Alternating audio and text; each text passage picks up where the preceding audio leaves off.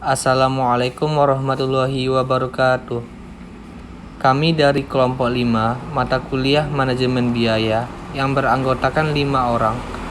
Di antaranya Vivian Rahmadia, Azza Saputri Ayu, M. Rizky Alfazriansyah, Silpi Permata Putri, dan Novita Sari. Baiklah, kami akan membahas strategi dan analisis penanaman modal. Sifat dasar pembelanjaan modal. Apakah kesamaan masing-masing contoh tersebut? Dalam setiap kasus, perusahaan mencurahkan sejumlah besar modal untuk sebuah proyek investasi yang diharapkan memberikan manfaat masa depan dalam beberapa tahun. Melalui investasi modal, capital investment, yang direncanakan dengan baik, badan usaha dapat mengembalikan profitabilitas, mendapatkan kembali atau memperluas pangsa pasar, merespon perubahan iklim bisnis, mengurangi biaya, meningkatkan kualitas, dan memperkuat proses strategis bisnis di seluruh mata rantai niki mereka. Contoh modal investasi meliputi pembelian peralatan pabrik baru, penyerapan teknologi manufaktur baru, instalasi sistem pencatatan berbasis komputer, penawaran layanan baru oleh lembaga pemerintah, dan perluasan bisnis ke wilayah-wilayah baru. Strategi perusahaan dan analisis modal investasi. Penganggaran modal capital budgeting adalah proses mengidentifikasi, mengevaluasi, memilih, dan mengendalikan investasi modal. Terdapat dua tipe perusahaan, yaitu perusahaan memilih untuk membangun dan perusahaan yang memilih untuk menghasilkan. Sebuah perusahaan yang memilih untuk membangun sering dihadapkan pada banyak ketidakpastian, seperti penggunaan teknologi yang sedang berkembang, lingkungan dengan tingkat perubahan yang cepat, dan lain-lain. Pengendalian pembelanjaan modal di lingkungan biasanya kurang formal, yaitu lebih banyak menggunakan data non-finansial dan memiliki sifat yang lebih subjektif. Hal ini dikarenakan ketidakpastian tersebut memerlukan penggunaan perspektif jangka panjang, penyisihan dalam periode pengembalian jangka panjang, pemulihan biaya investasi modal, dan penggunaan tingkat diskonto yang relatif rendah, sehingga harus mendapat persetujuan manajer tingkat atas. Peran akuntansi dalam proses penganggaran modal. Adanya akuntansi tentu akan menambah nilai terhadap proses penganggaran modal. Peran akuntansi dalam proses penganggaran modal antara lain: A. Keterkaitan dengan anggaran induk. Akuntansi memainkan peran koordinasi dan peran kepemimpinan dalam desain MACS, Management Accounting and Control System. Artinya, akuntansi memberikan nilai tambah dengan memadu pengembangan dan penggunaan perencanaan dan sistem kendali yang komprehensif, termasuk proses penggunaan modal efektif. Sebagai komponen dari anggaran induk, anggaran modal perusahaan dipakai untuk tujuan pengendalian strategis maupun tujuan manajemen. B. Keterkaitan dengan strategi dan kartu skor berimbang. Gagasan kartu skor berimbang balance sheet scorecard BSC sebagai elemen penting dalam sistem kendali strategis control system. Perusahaan merupakan serangkaian hubungan terkait, yaitu sebab akibat, pada 4 perspektif kinerja secara luas: pembelanjaran dan pertumbuhan, pelanggan proses bisnis, dan keuangan. Di dalam 4 dimensi ini tercakup pula unsur campuran finansial dan non-finansial, internal dan eksternal, dan indikator kinerja terpimpin versus tertinggal. BSC diharapkan mencakup beberapa indikator kinerja, baik finansial dan non-finansial, yang digunakan untuk mengevaluasi proposal investasi modal. Akuntansi memiliki peran khusus dalam proses ini sebagai pelaksana dan secara berkala meringkas metrik kerja, baik finansial dan non-finansial, termasuk dalam BSC perusahaan. C. Generasi data keuangan relevan untuk tujuan pengambilan keputusan. Informasi keuangan yang relevan untuk pengambilan keputusan sebagai biaya masa depan atau pendapatan yang berbeda di antara alternatif keputusan. Bagian data keuangan yang relevan dengan keputusan penganggaran modal adalah konsekuensi penghasilan pajak dari pengeluaran modal yang diusulkan. Penghematan pajak akibat pemotongan depresiasi sangat penting dalam analisis pembelanjaan modal. Peraturan pajak penghasilan yang berkaitan dengan penggunaan, akuisisi, dan penjualan aset investasi sangat kompleks. Dengan demikian, akuntansi dapat menambah nilai dengan memastikan bahwa semua item yang berhubungan dengan pajak relevan, khususnya pengurangan depresiasi, termasuk sebagai bagian dari informasi yang diberikan kepada manajer untuk tujuan penganggaran modal. D. Pasca audit. Akuntan juga dapat menambahkan nilai pada tahap akhir dari proses penganggaran modal. Penggunaan pasca audit dalam keputusan penganggaran modal sangat penting dalam investasi yang lebih luas dalam jangka panjang dan investasi dalam teknologi manufaktur baru. Audit untuk investasi tersebut harus mencakup analisis dari hasil arus kas maupun manfaat operasi, seperti perkiraan perbaikan dalam fleksibilitas produksi atau peningkatan dalam waktu siklus produksi. Manfaat spesifik berikut ini berhubungan dengan pengeluaran modal pasca audit. Lanjut. A. Semacam ini membantu menjaga proyek pada targetnya, misalnya membatasi kemampuan audit manajer dalam mengalihkan dana proyek atau tanpa otorisasi untuk penggunaan lainnya. B. Pasca audit memberikan mekanisme formal atau timbal balik untuk menentukan apakah proses yang sedang berjalan harus dilanjutkan, diperluas, atau dihentikan. Oleh karena itu, pasca audit memberikan informasi berharga yang dapat digunakan untuk memperbaiki masalah sebelum sebuah investasi mengalami kerusakan. C. Proses melakukan pasca audit membantu meningkatkan mutu proposal investasi di masa depan, karena manajer tahu bahwa hasil proyek akan dievaluasi. Ada insentif bagi manajer untuk membuat estimasi yang akurat daripada sekedar menyajikan perkiraan yang terlalu optimis dalam upaya mendapatkan persetujuan proyek. D. Umpan balik dari pasca audit memungkinkan manajemen puncak untuk mengidentifikasi bias manajer individual. Informasi tersebut dapat digunakan untuk memperbaiki proses penganggaran modal di masa depan. Kesulitan atau masalah yang berhubungan dengan melakukan investasi modal pasca audit pada umumnya adalah sebagai berikut. A. Masalah perusahaan, misalnya kurangnya personel yang berkualitas untuk melakukan audit dan ketidaksukaan personel yang diaudit. B. Masalah ekonomi, misalnya biaya melakukan audit itu sendiri. C. Masalah teknis, misalnya ketidakmampuan sistem akuntansi untuk menghasilkan informasi yang dibutuhkan dalam melaksanakan audit atau ketidakmampuan untuk mengidentifikasi keuntungan yang berasal dari investasi tertentu. Identifikasi data arus kas relevan untuk analisis pembelanjaan modal. Data untuk mengevaluasi konsekuensi keuangan terkait proposal investasi modal berbeda dengan data yang digunakan untuk menyiapkan laporan keuangan perusahaan. Data yang bertumpu pada data arus kas perkiraan, sementara yang disebut kedua bertumpu pada penggunaan jumlah akuntansi akrual. Pendapatan akuntansi berbasis akrual ditentukan berdasarkan prinsip kesesuaian. Dengan demikian, manajer berusaha untuk menggunakan model keputusan penganggaran modal yang berfokus pada jumlah arus kas dan mempertimbangkan nilai waktu uang. A. Arus kas sebuah kerangka kerja analisis. Struktur berikut dapat digunakan untuk mengumpulkan informasi finansial yang relevan dengan keuangan dan berhubungan dengan model investasi proyek yang diusul.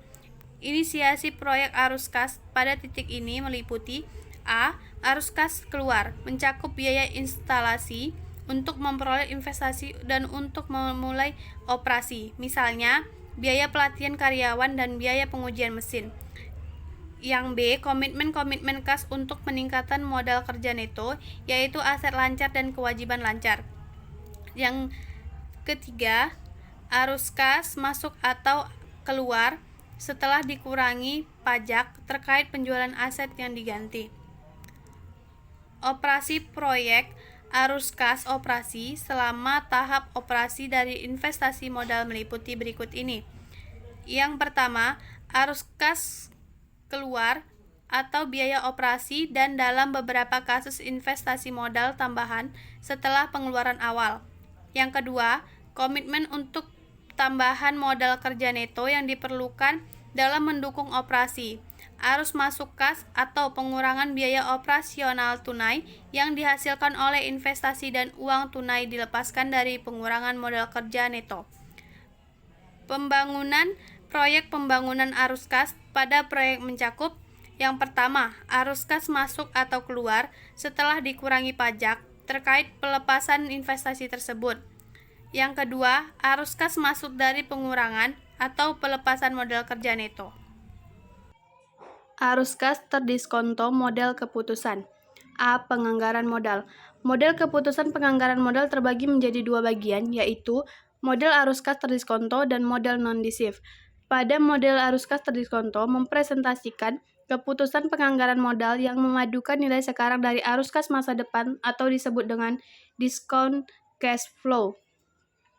Sedangkan pada model non-disif, dalam penganggaran modal merupakan model yang tidak berbasis nilai sekarang dari arus kas masa depan. 1. Model disif, menentukan tingkat terdiskonto. Tingkat diskonto merupakan istilah umum yang memacu pada kurs yang digunakan dalam penganggaran modal atau mengkonversi arus kas masa depan dengan dasar nilai sekarang. Dalam mengevaluasi investasi modal, model disif secara eksplisit mempertimbangkan nilai waktu uang. Penganggaran modal tingkat diskonto dijadikan sebagai biaya modal rata-rata tertimbang. Risiko aset dan operasi perusahaan yang ada, WACC, digunakan untuk mengevaluasi risiko rata-rata proyek investasi. Untuk penganggaran modal tingkat diskonto, tingkat rintangan merupakan tingkat minimum yang dapat diterima pada laba atau investasi yang disebut sebagai tingkat pengembalian. Yang kedua, memperkirakan WACC. Secara umum, WACC merupakan tingkat diskonto yang sesuai untuk digunakan dalam arus kas masa depan terkait proyek-proyek berisiko. WACC dapat ditetapkan sebagai tingkat pengembalian yang diperkirakan akan dituntut oleh para investor yang pada portofolio yang terdiri atas semua aset sekuritas perusahaan. Bobot dalam menentukan WACC didasarkan pada B. Model keputusan nilai sekarang bersih. Model nilai sekarang bersih atau net present value mendiskontokan seluruh arus kas pada tingkat biaya modal proyek dan kemudian menjumlahkan arus-arus kas tersebut. Proyek akan diterima jika NPV-nya positif sebagai proyek penambah nilai pemegang saham. A. Menentukan arus kas masuk neto yang sama. Beberapa proyek pembelanjaan modal yang ditandai dengan pengeluaran investasi pada tahun 0 diikuti anuitas, yaitu kesamaan aliran arus kas masa depan. Metode 1.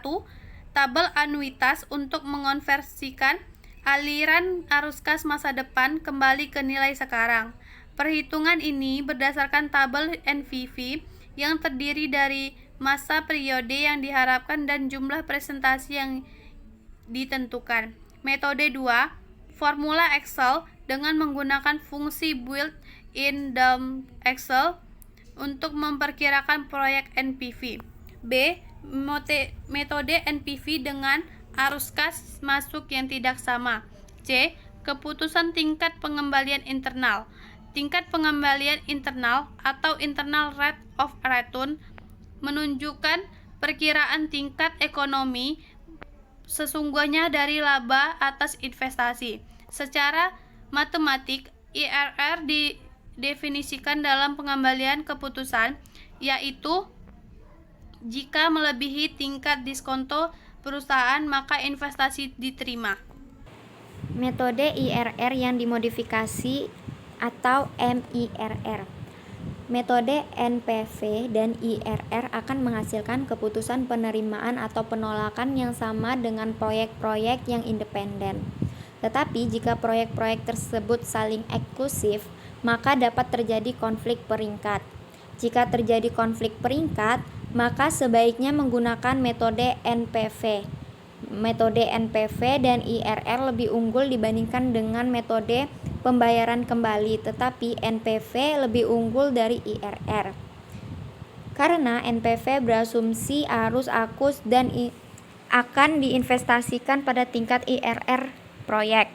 Investasi kembali pada tingkat biaya modal umumnya adalah asumsi yang lebih baik karena lebih mendekati kenyataan.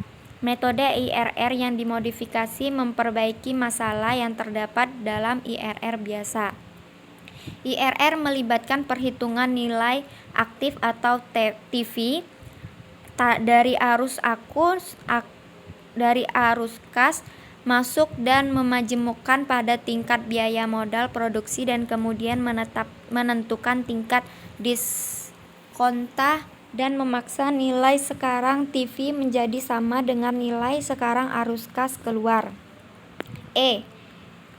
Perbandingan metode NPV dan IRR. Pada dasarnya metode NPV dan IRR mengaruh pada kesimpulan yang sama, di mana keputusan terbatas dan menerima atau menolak proyek investasi. Hal ini menimbulkan beberapa kendala antara lain: 1. Masalah IRR ganda. 2. Memilih di antara proyek yang sama-sama eksklusif. 3. Penganggaran modal dalam situasi penjatahan modal. Sehingga dalam teori keuangan modern pada umumnya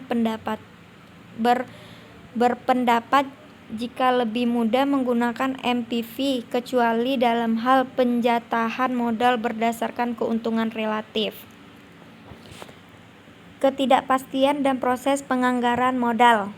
Perkiraan dari variabel input kunci atau seperti tingkat diskonta, daur hidup proyek yang diusulkan, arus kas seperti pajak terkait proyek dan ciri alamiah di masa depan, misal ekonomi baik versus buruk, harga minyak atau energi yang tinggi versus rendah, adalah subjek utama ketidakpastian dan paling panjang jangka waktu investasi. Maka besar ketidakpastian mengenai perkiraan ini. Akuntan manajemen perlu memahami pendekatan yang dapat dilakukan untuk mengatasi ketidakpastian ini, yaitu dengan melakukan analisis sensitifikasi sebagai bagian dari proses penganggaran dan memasukkan opsi real ke dalam analisis investasi yang diusulkan. Analisis sensitifikasi merupakan proses untuk secara selektif memvariasikan variabel input kunci seperti tingkat diskonto untuk mengidentifikasi kisaran di mana keputusan penganggaran modal dapat dianggap valid. 3 jenis analisis sensitifikasi. 1. Analisis what if. Analisis what if adalah pendekatan dasar untuk melihat pengaruh independen dan variabel tunggal. Pada kenyataannya, variabel dimasukkan dalam model NPV mungkin terkait satu sama lain. Artinya perubahan dalam satu variabel, misalnya variabel biaya, mungkin terkait dalam perubahan dan variabel lain. Misalnya biaya tetap. Pengaruh seperti hubungan di antara tidak dapat ditangkap dengan menggunakan analisis what if dan hanya melihat pada efek dari perubahan satu variabel pada suatu waktu. Singkatnya, ada batasan teknik untuk beberapa jumlah Anda dalam mengambil analisis sensitifikasi jenis ini. B. Analisis skenario. Para pengambil keputusan mungkin tertarik pada bagaimana proyek investasi yang diusulkan akan menampilkan perbedaan kombinasi variabel yang dimaksud skenario. Analisis skenario adalah bentuk analisis sensitifikasi yang tidak dapat terlihat pada probabilitas proyek, misal menunjukkan NPV perusahaan yang sesuai dengan satu atau lebih skenario yang masuk akal. Ketiga, simulasi Monte Carlo. Analisis skenario hanya menghasilkan satu nilai output, misalnya perkiraan NPV. Untuk seperangkat input sehingga tidak memiliki kemampuan untuk mengukur probabilitas hasil kejadian yang merupakan ukuran kunci resiko dan model hubungan. Analisis resiko dapat ditingkatkan jika manajer mampu menghasilkan probabilitas yang diasosiasikan dengan nilai alternatif dari variabel hasil, misal NVP, IRR dalam model keputusan penyelenggara modal. D. Operational. Pengguna model DCF seperti NVP direkomendasikan sebagai model yang lebih disukai dan mengevaluasi proposal penyelenggara modal. Model ini mengasumsikan perilaku pasif pada bagian manajemen sebagai keputusan investasi dibuat. Namun pada kenyataannya beberapa proyek investasi memiliki ciri dinamis, opsi real atau opsi pada aset real. Terdapat 4 jenis umum opsi real. Yang pertama, opsi yang memperluas investasi. Kedua, opsi untuk meninggalkan proyek berdasarkan informasi baru. 3, opsi untuk menunggu dan mempelajari sebelum berinvestasi. 4, opsi untuk menghitung kembali besarnya proyek. Topik opsi real perlu dibahas karena tercakup dalam di proses penganggaran modal yang menyediakan kesempatan tambahan untuk menangani resiko dan ketidakpastian. Opsi real dapat mengubah perkiraan arus kas, proyek, dan risiko. Dan untuk alasan ini harus secara resmi dipertimbangkan dalam analisis proyek investasi modal. Memasuki opsi real dalam proses penganggaran modal. Ada 2 pendekatan untuk memasukkan opsi real dalam analisis proyek investasi jangka panjang, yaitu penggunaan analisis skenario yang dikombinasikan dengan cabang-cabang keputusan dan penggunaan model penentuan opsi real harga. Faktor-faktor penentu nilai opsi real. Penganggaran modal akuntan harus memiliki beberapa pengetahuan tentang faktor-faktor pengendalian atau penentu nilai untuk opsi real sebagai berikut. Model keputusan penganggaran modal lainnya. Periode pembayaran kembali payback. Periode suatu investasi adalah lamanya waktu yang dibutuhkan untuk akumulasi arus kas masuk setelah pajak dari investasi untuk memulihkan pengeluaran awal investasi. A. Menentukan periode pembayaran kembali dengan arus kas masuk tahunan yang sama. B. Menentukan periode pembayaran kembali dengan arus kas masuk yang tidak sama. Contoh Mendoza Company. C. Evaluasi model periode pembayaran. Keterbatasan penggunaan informasi periode pembayaran kembali untuk pengambil keputusan investasi memiliki 4 keterbatasan utama, yaitu sebagai berikut. 1. Model ini gagal memperhitungkan pengembalian selama daur hidup investasi. 2. Periode pembayaran kembali dalam keadaan yang tidak disesuaikan, mengabaikan nilai waktu uang. 3. Kriteria keputusan untuk menerima atau menolak proyek tidak didefinisikan dengan baik alias subjektif. 4.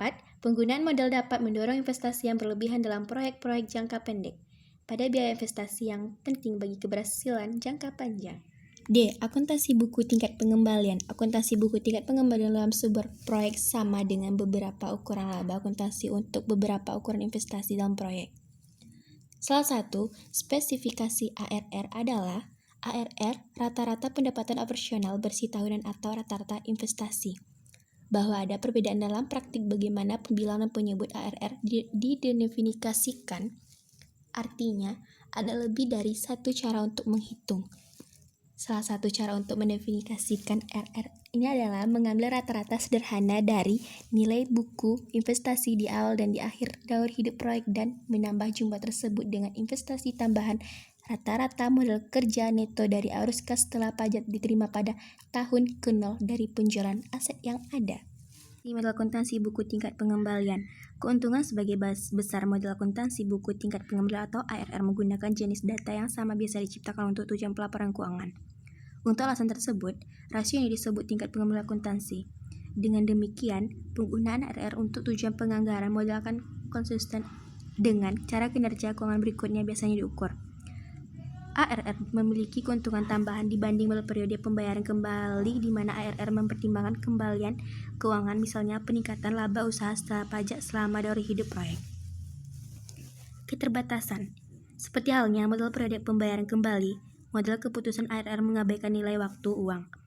Keterbatasan lainnya berkaitan dengan penggunaan angka akuntansi pada pembilang dan penyebut. Sementara angka tersebut berguna untuk tujuan pelaporan keuangan. Teori keuangan mengatakan kepada kita bahwa informasi arus kas lebih baik untuk membuat keputusan penganggaran modal. Pada dasarnya, penggunaan model keputusan DCF sejalan dengan proses keputusan internal yang secara teori digunakan investor dalam penilaian saham di pasar keuangan. Akhirnya, seperti halnya klausul model periode pembayaran kembali dan dalam hal ini model payback diskonto juga, tidak ada kriteria objektif atau keputusan yang ditetapkan untuk membuat proyek keputusan penerimaan. Apakah yang dimaksud dengan ARR yang diterima? Tangkapan tersebut ditentukan secara heuristik, yaitu secara subjektif menggunakan aturan praktis. CH13. Perencanaan biaya untuk siklus hidup produk. Penentuan biaya berdasarkan target, teori, kendala, dan penetapan harga strategis. Siklus hidup biaya adalah rangkaian kegiatan di dalam perusahaan yang diawali dengan penelitian dan pengembangan kemudian diikuti dengan desain, produksi atau penyediaan jasa, pemasaran atau distribusi, dan layanan pelanggan. Siklus hidup penjualan adalah rangkaian tahapan dalam jaring-jaring produk atau jasa perlingkungan pasar dari tahap pengenalan produk atau jasa ke lingkungan pasar, pertumbuhan penjualan, dan akhirnya jatuh tempo penurunan penjualan dan penarikan produk dari pasar. A. Penentuan biaya berdasarkan target. Biaya target, harga kompetitif, laba yang diinginkan. Perusahaan mempunyai dua pilihan untuk mengurangi biaya menjadi sebuah tingkat biaya target. 1. Dengan menyatukan teknologi produksi yang baru, menggunakan teknik manajemen biaya yang lebih maju seperti pembiayaan berbasis aktivitas dan mencari produktivitas yang lebih tinggi. Dengan mendesain ulang produk atau jasa. Penerapan sebuah pendekatan penentuan biaya berdasarkan target melibatkan 5 tahap berikut. 1. Penentuan harga pasar. 2. Penentuan laba yang diinginkan. 3. Pembuatan perhitungan biaya target pada harga pasar dikurangi laba yang diinginkan. 4. Penggunaan rekayasa nilai untuk mengidentifikasi cara-cara untuk menghemat biaya produk. 5. Penggunaan pembiayaan Kaizen dan kendali operasional untuk penghematan biaya secara lebih baik. B. Rekayasa nilai. Rekayasa nilai digunakan dalam penentuan biaya berdasarkan target untuk menekan biaya produk dengan menganalisis trade-off antara berbagai jenis fungsi produk, jenis fitur produk yang berbeda, dan biaya total produk. Jenis umum dari rekayasa nilai yang diterapkan di perusahaan-perusahaan adalah analisis fungsional, proses pemeriksaan kinerja dan biaya dari setiap fungsi utama atau filter produk. Analisis desain adalah bentuk umum dari rekayasa nilai untuk produk dalam kelompok kedua, produk-produk industri dan khusus. Tabel biaya adalah basis data terkomputerisasi yang menyertakan informasi menyeluruh mengenai pemicu biaya perusahaan. Teknologi kelompok adalah sebuah metode untuk mengidentifikasi kemiripan pada komponen-komponen produk yang diproduksi sehingga komponen yang sama dapat digunakan pada dua produk atau lebih, dengan demikian dapat menekan biaya. Rekayasa gabungan atau rekayasa berkelanjutan adalah sebuah perkembangan baru dalam proses desain produk yang menggantikan pendekatan rekayasa dasar di mana desainer produk bekerja di tempat yang tertutup untuk komponen khusus dari proyek desain keseluruhan. Baiklah, saya Azza Saputri Ayu akan melanjutkan slide selanjutnya, yaitu C. Penentuan biaya berdasarkan target dan Kaizen. Langkah kelima dalam penentuan biaya berdasarkan target adalah dengan menggunakan perbaikan yang berkelanjutan, Kaizen dan kendali operasional untuk menekan biaya. Kaizen terjadi pada tahap produksi di mana efek rekayasa nilai dari desain yang telah dikembangkan sudah terjadi. Peranan pengurangan biaya pada tahap ini adalah mengembangkan metode produksi baru dan menggunakan teknik manajemen baru seperti kendali operasional, manajemen mutu total, dan teori kendala untuk menekan biaya lebih jauh. Keuntungan penentuan biaya berdasarkan target. Yang pertama, penentuan biaya berdasarkan target dapat menggunakan karena berikut ini. Yang kedua, meningkatkan kepuasan pelanggan. Sebagian desain yang berfokus pada nilai pelanggan. Yang ketiga, menekan biaya melalui desain yang lebih efektif dan efisien. Yang keempat, membantu perusahaan untuk mencapai keuntungan yang diinginkan pada produk baru atau yang telah dirancang ulang. Dapat menekan total waktu yang dibutuhkan untuk pengembangan produk melalui koordinasi desain yang telah ditingkatkan produksi dan manajer pemasaran.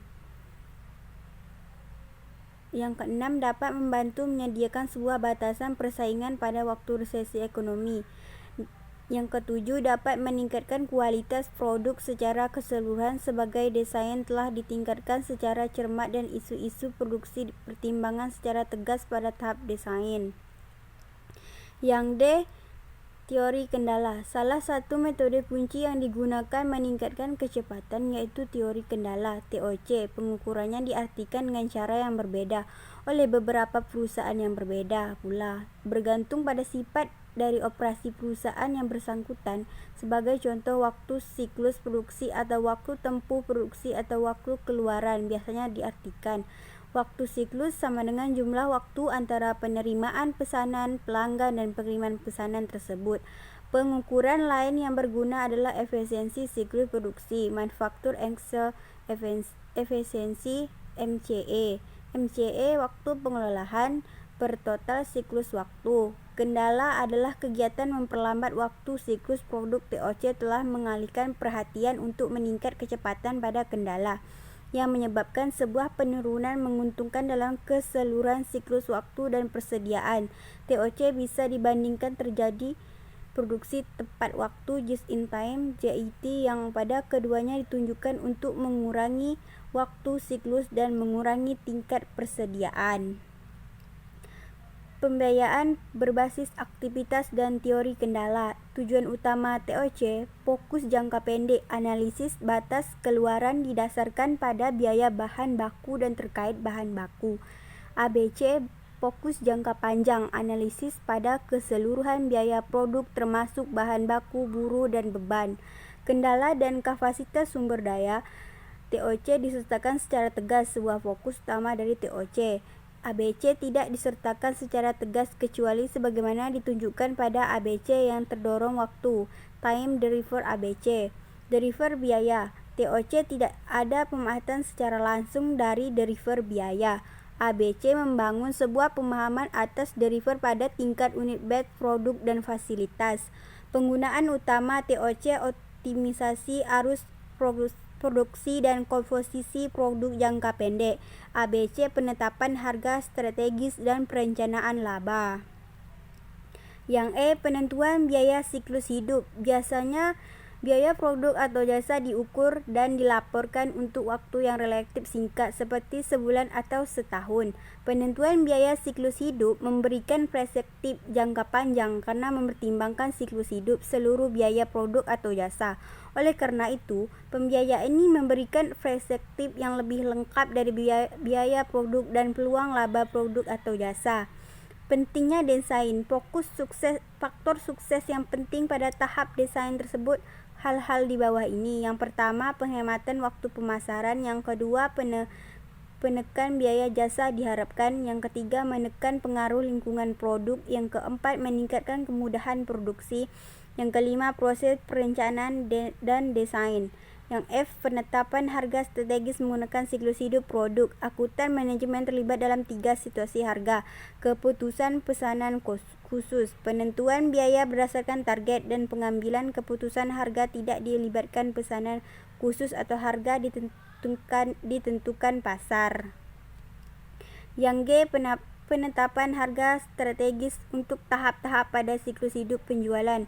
Berbeda dengan siklus hidup biaya seperti yang telah dijelaskan, siklus hidup penjualan mengacu pada tahun penjualan produk atau jasa yang di pasar dan pengenalan produk atau jasa hingga pada penurunan dan penarikan produk di pasar. Tahap 1 pengenalan, yang tahap kedua pertumbuhan, tahap ketiga jatuh tempo, tahap keempat penurunan penjualan. Yang penetapan harga strategis, metode penetapan harga berbasis analisis. Belakangan ini perusahaan retail dan beberapa produsen menggunakan pendekatan strategis untuk penetapan harga di mana mereka menentukan harga dengan tingkat harga yang dapat ditanggung oleh pelanggan. Mereka seringkali menggunakan metode analisis berdasarkan analisis data ekstensif dari perilaku pembelian pelanggan. Baiklah, hanya itu yang dapat kami sampaikan. Lebih dan kurang kami mohon maaf. Wassalamualaikum warahmatullahi wabarakatuh.